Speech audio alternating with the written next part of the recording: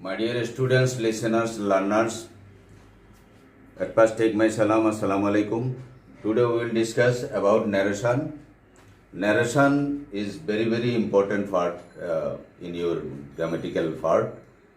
এটা question number 5 তোমার প্রশ্নে 5 নম্বরে দেয়া থাকে।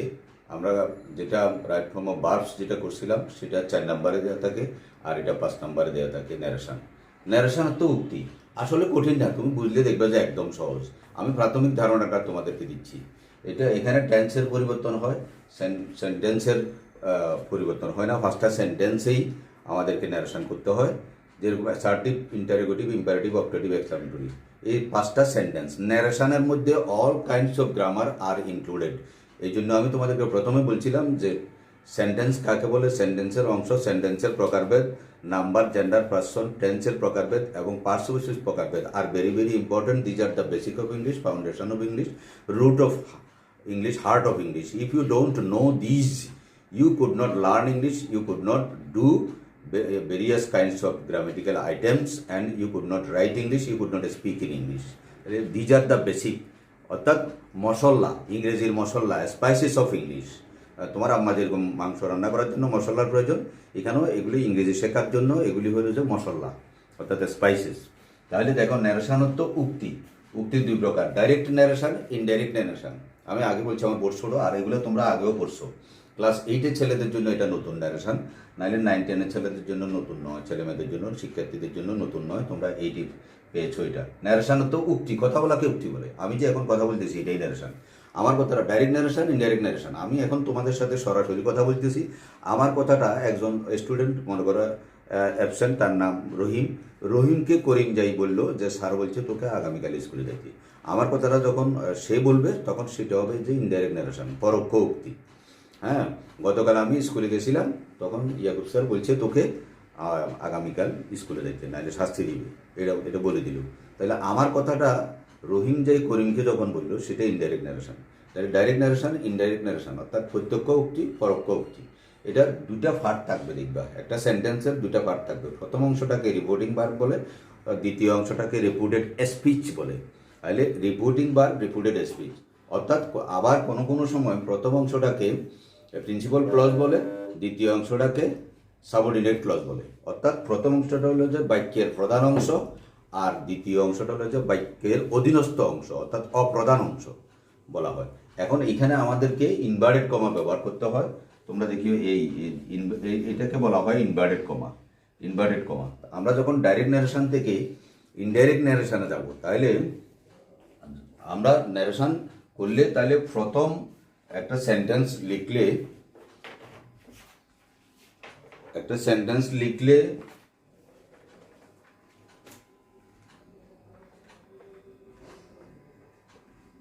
He said to me, I am ill, inverted comma, full stop.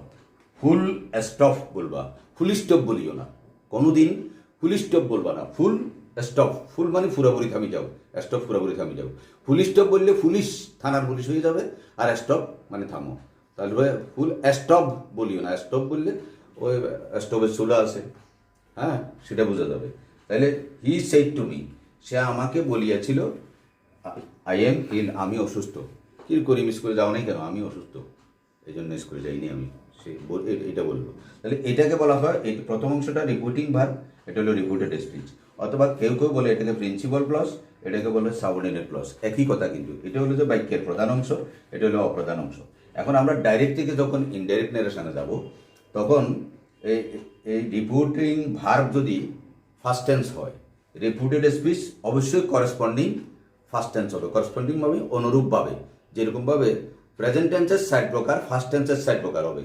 Future tense কি হবে? ফিউচার টেন্স উইলের ফার্স্ট টেন্স উড, শ্যালের ফার্স্ট টেন্স শুড বসাইলেই ওটা ফার্স্ট টেন্স হয়ে যাবে।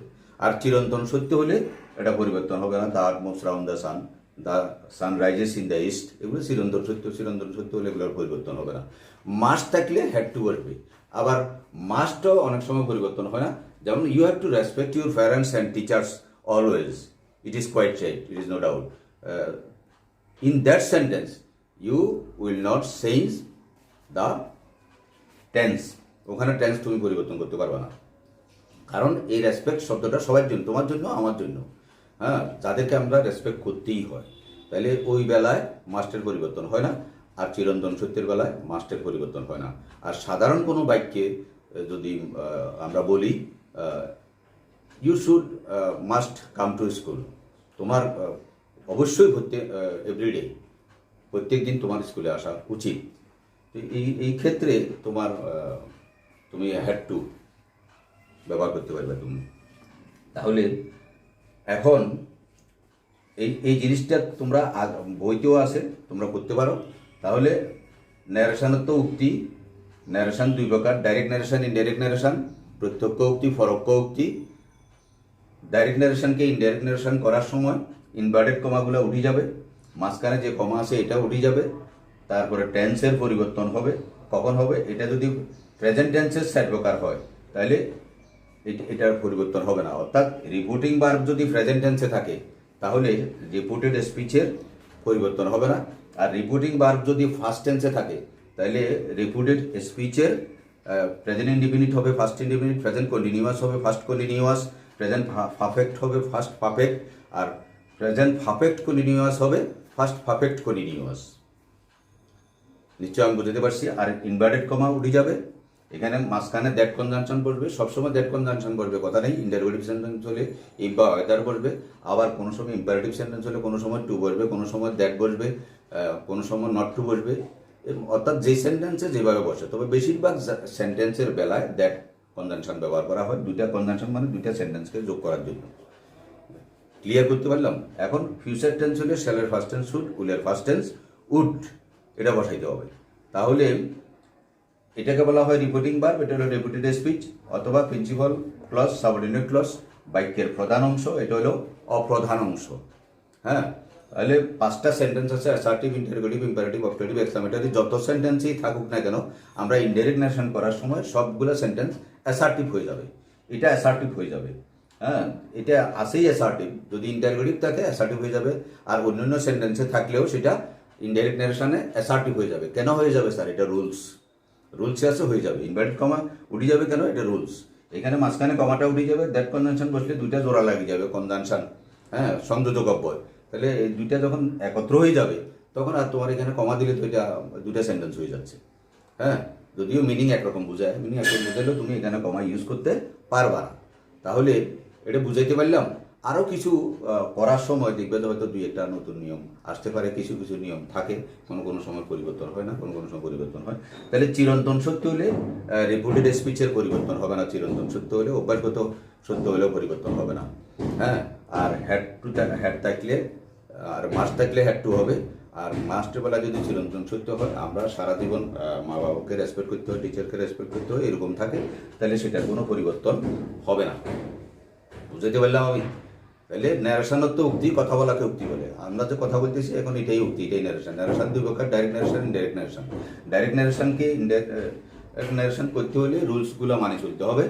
আর এটাকে বলা হয় রিপোর্টিং ভার্ব, এটা রিপোর্টেড স্পিচ, এটাকে প্রিন্সিপাল ক্লজও বলে, এটাকে সাবঅর্ডিনেট ক্লজও বলে। ঠিক আছে, একই জিনিস। এটা বাক্যের প্রধান অংশ, এটা হলো যে বাক্যের অপ্রধান অংশ অথবা অধীনস্থ অংশ। এখন এটা যদি প্রেজেন্ট টেন্সের সাইড প্রকারে থাকে, প্রথম অংশ রিপোর্টিং ভার্ব যদি ফার্স্ট টেন্স হয়, রিপোর্টিং ভার্ব ফার্স্ট টেন্স হলে রিপোর্টেড স্পিচ অবশ্যই করেসপন্ডিং ফার্স্ট টেন্স হবে। করেসপন্ডিং মানে কি? ওই এটার অনুসারে, বাক্য অনুসারে, টেন্স অনুসারে। তাহলে এটা যদি প্রেজেন্ট ইনডিফিনিট হয়, ফার্স্ট ইনডিফিনিট হবে, প্রেজেন্ট কন্টিনিউয়াস হলে ফার্স্ট কন্টিনিউয়াস হবে, প্রেজেন্ট পারফেক্ট হলে ফার্স্ট পারফেক্ট হবে, প্রেজেন্ট পারফেক্ট কন্টিনিউয়াস টেন্স হলে ফার্স্ট পারফেক্ট কন্টিনিউয়াস টেন্স হবে। এখন ফিউচার টেন্স হলে কি হবে? শ্যালের ফার্স্ট টেন্স শুড, উইলের ফার্স্ট টেন্স উড।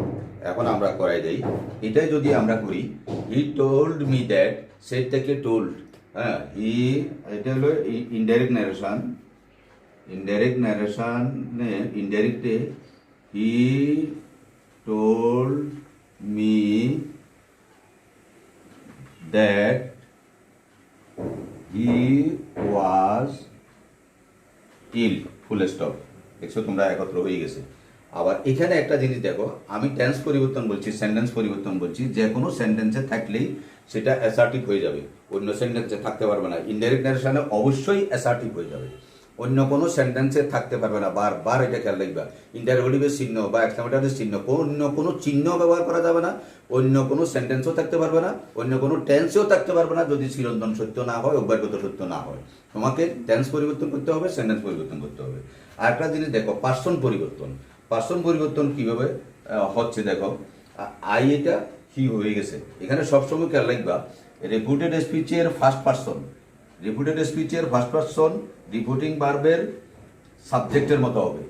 রিপিটেড স্পিচের ফার্স্ট পার্সন, এর ফার্স্ট পার্সন এটা I, we, me, my, us, our, এগুলো হলো ফার্স্ট পার্সন। ফার্স্ট পার্সন থাকলে রিপিটিং ভার্বের সাবজেক্টের মতো হবে। সাবজেক্ট এটা যে নাম্বার, যে জেন্ডার, যে পার্সন, ওটা সেই নাম্বার, সেই জেন্ডার, সেই পার্সন হয়ে যাবে। এখন দেখতেছো নাম্বার, জেন্ডার, পার্সন কাজে লাগতেছে, টেন্স কাজে লাগতেছে, সেন্টেন্স কাজে লাগতেছে, হ্যাঁ, পার্সন স্পিচ কাজে লাগতেছে। তাহলে all kinds of grammar are included in this sentence. এই সেন্টেন্সটাতেই সব রকমের বেসিক গ্রামার আছে। তাহলে দেখো তুমি নাম্বার, জেন্ডার, পার্সন, এই আইটা যে নাম্বার, যে জেন্ডার, যে পার্সন, এটা আই ফার্স্ট পার্সন। এখন এটা সাবজেক্টের মতো পরিবর্তন হবে, রিপিটিং ভার্বের সাবজেক্ট। রিপিটিং ভার্বের সাবজেক্ট এটা যে নাম্বার, যে জেন্ডার, যে পার্সন, আর আইটা এটা এই ফার্স্ট পার্সন, এটা এখানে ফার্স্ট পার্সন থাকলে সেটা সেই নাম্বার, সেই জেন্ডার, সেই পার্সন হয়ে যাবে। দেখো আইটা হি হয়ে গেছে, he singular number, I singular number. এখানে সাবজেক্ট হি ছিল, এখানেও সাবজেক্ট হি আসছে, হি ওয়াজ ইল। তাহলে নাম্বার, জেন্ডার, জেন্ডারও ঠিক আছে। এটা থার্ড পার্সন ছিল, এটা হি, এটা হি ম্যাসকুলিন জেন্ডার। এটা এইখানে হি যেটা ম্যাসকুলিন জেন্ডার, এই হিও ম্যাসকুলিন জেন্ডার। তাহলে নাম্বার, জেন্ডার, পার্সন। এখন যদি এখানে সেকেন্ড পার্সন হয়, অবজেক্টের মতো পরিবর্তন হবে। এখানে যদি ইউ হয়, ইউ হলে অবজেক্টের মতো পরিবর্তন হবে। এটা অবজেক্ট এটা যে নাম্বার, যে জেন্ডার, যে পার্সন, এটা এই দ্যাটের পরে সাবজেক্টটা সেই নাম্বার, সেই জেন্ডার, সেই পার্সন হয়ে যাবে। এখানে আই হয়ে যাবে, তখন আই ওয়াজ ইল হয়ে যাবে। আর যদি এটা যদি থার্ড পার্সন থাকে, এটা থার্ড পার্সন থাকলে, ধরো হি থাকলে, থার্ড পার্সন থাকলে কোনো পরিবর্তন হবে না। থার্ড পার্সন শুধু হি না, আরও অনেক থার্ড পার্সন আছে। অর্থাৎ ফার্স্ট পার্সন থাকলে রিপিটিং ভার্বের, রিপিটেড স্পিচের ফার্স্ট পার্সন, রিপিটেড স্পিচের ফার্স্ট পার্সন রিপিটিং ভার্বের সাবজেক্টের নাম্বার, জেন্ডার, পার্সন অনুসারে পরিবর্তন হবে। আর রিপিটেড স্পিচের সেকেন্ড পার্সন রিপিটিং ভার্বের অবজেক্টের, এটা হলো অবজেক্ট, মিটা অবজেক্ট, অবজেক্টের নাম্বার, জেন্ডার, পার্সন অনুসারে পরিবর্তন হবে। আর থার্ড পার্সন থাকলে কোনো পরিবর্তন হবে না।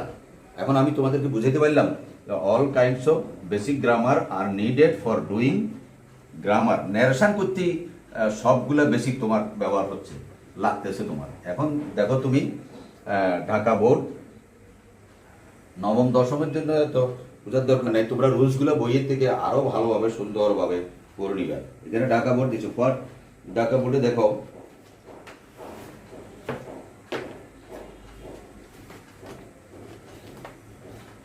Dhaka board 2019, what is the time by your watch said an old man. তাহলে একজন বৃদ্ধ লোক জিজ্ঞাসা করছে যে তোমার ঘড়িতে সময় কত। তাহলে অ্যান ওল্ড ম্যান কাকে জিজ্ঞাসা করছে? আমাকে। I said it is half past time. একজন বৃদ্ধ লোক আমাকে জিজ্ঞাসা করছে তোমার ঘড়িতে সময় কত। তো আমি বললাম যে 9:30, অর্থাৎ 9:30। আমার ঘড়িতে 9:30। হি সেইড, সে বলল, I want to go to your house, আমি তোমার বাড়িতে যেতে চাই। উইল ইউ অ্যাকম্পানি মি, তুমি কি আমাকে সাথে নিয়ে যাবে প্লিজ, অনুরোধ করছে। নো আই এম সরি, আমি দুঃখিত, because I am going to school. I said, আমি উত্তর দিলাম যে, আমি বললাম যে আমি যেতে পারবো না এখন আপনাকে নিয়ে, আমি যেহেতু স্কুলে যাচ্ছি। হ্যাঁ, ম্যাট। তাহলে আমি উত্তর দিলাম যে আমি স্কুলে যাচ্ছি। তাহলে উনি জিজ্ঞাসা করলো আমার ঘড়িতে সময় কত। তাহলে অ্যান ওল্ড ম্যান, উত্তর হবে an old man asked me, an old man, listen to me, an old man asked me what the time was by my watch. An old man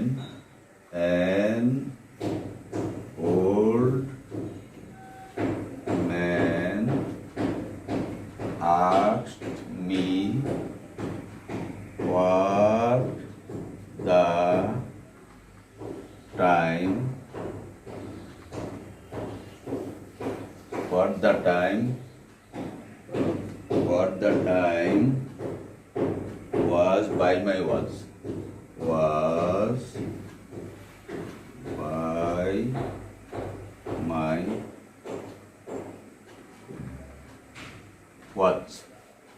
তাহলে আমি কি উত্তর দিলাম? I said it is 9:30. I replied that it was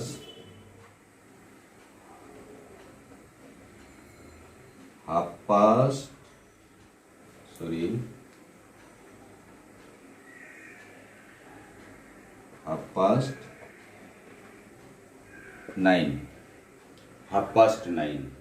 তারপরে কি উত্তর দিল? উনি কি বললো? He said I want to go to your house, will you accompany me?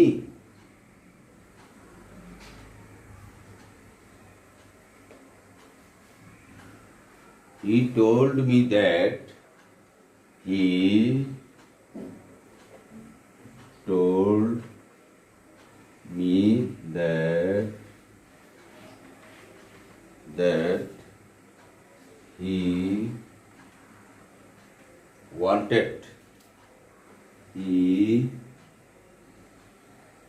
wanted to go to our house. He wanted to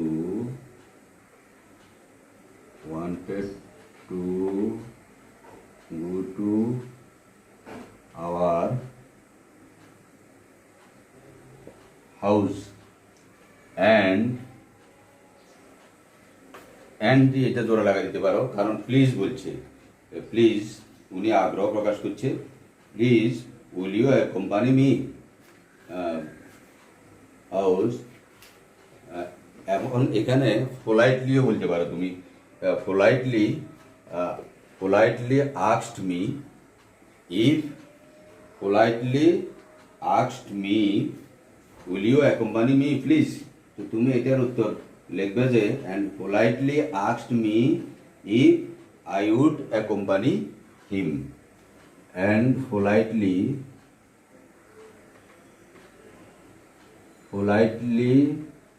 asked me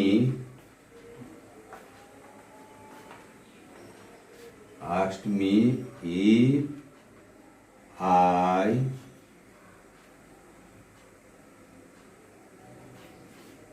accompany him, if I future টেন্সের একটা শব্দ আছে মনে হয়, if I would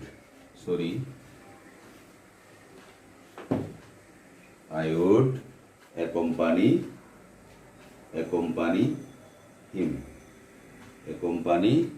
him, full stop। I would politely দিতে পারো বা request দিলে হবে politely হবে এখানে politely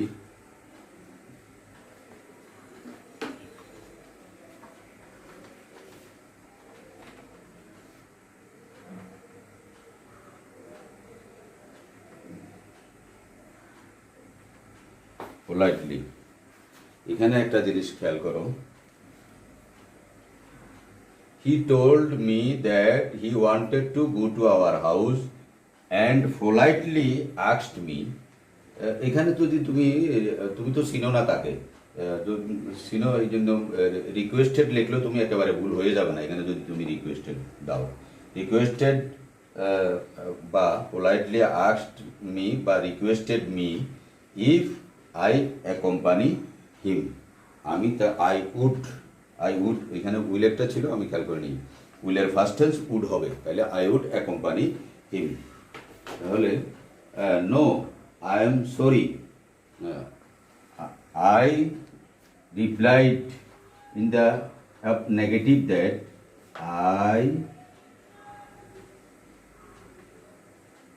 replied, আমি মুছতে হচ্ছে,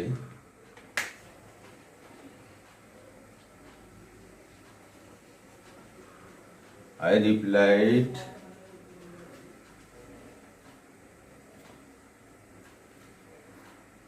in the negative that সে বলছিল I was going to school. I was going to school. I am going to school. সে বলছিল I said I am going to school. I am going to school. He was. I replied that. No, I am sorry. I replied that. I replied that. I replied in the negative that I was going to school. I was going to that I was going to school. আমি তাকে বললাম যে সে যখন আমাকে বললো যে আমি তোমাদের বাড়িতে যাব, আমাকে তোমার সাথে নিয়ে যাও, তখন আমি বললাম যে আমি তো স্কুলে যাচ্ছি, আমি আপনাকে নিয়ে যেতে পারবো না। ঠিক আছে, তোমাদেরকে একটা বুঝে দিলাম আমি। হ্যাঁ, আমি আরও কয়েকটা করে দেবো তোমাদেরকে, এখানে আরও কয়েকটা করে দেবো। তোমরা যদি একটা বুঝো, রুলস বুঝেছি তো এই জন্য লেট হয়ে গেছে। আমি ন্যারেশনের উপরে আরও ক্লাস নেব। আমি আগে বলছি যে তোমাদেরকে ইম্পর্টেন্ট গ্রামারগুলো আমি আরও ক্লাস নেব, তাইলে আজকে শুধু ঢাকা বোর্ড করে দিলাম। আর রুলস বলতে দেরি হয়ে গেল, এই জন্য আরেকদিন বেশি করে করে দেবো এবং তোমাদেরকে ক্লাসেও যাবে বেশি করা উত্তর। ওকে, থ্যাংক ইউ ভেরি মাচ। বাসায় তোমরা করবে, বুঝতে চেষ্টা করবে, না বুঝলে আমাকে ফোন করে জিজ্ঞেস করবে। Thank you very much for today. খুদা হাফেজ।